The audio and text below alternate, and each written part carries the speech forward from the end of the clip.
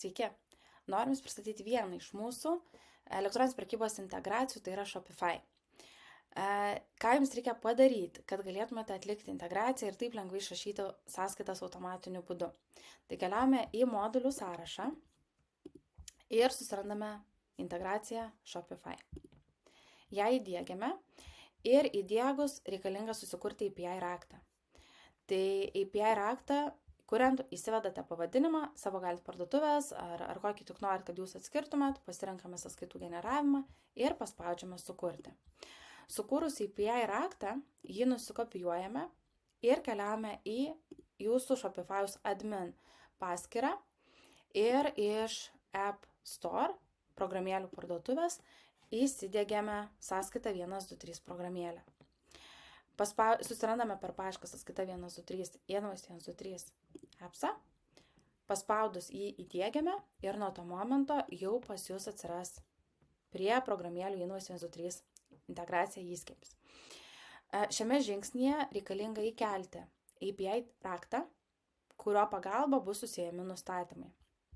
Pasirenkame individualios veiklos atveju veiklos rūšį, kurią norime susijęti ir naudoti sąskaitų išrašymui, banko sąskaitą, pasirenkame seriją, kurią naudosime sąskaitoms, mato vienetus ir taikoma PVM tarifą, jeigu esate PVM mokėtojas. Send email dalis leidžia nustatyti, ar sąskaitos bus siunčiamos klientams po užsakymų įvykdymo ar ne. Tai va šitoje vietoje jūs jį ir valdote. Tada keliaujame į užsakymų langą ir arba tai yra užsakymas per elektroninę parduotuvę, arba tiesiai čia galite pabandyti ir susikurti užsakymą. Pasirenkame prekę iš jau jūsų turimų prekių sąrašo, spaudžiame pridėti, pasirenkame klientą, kuriam norime išrašyti sąskaitą ir įvedame mokėjimą.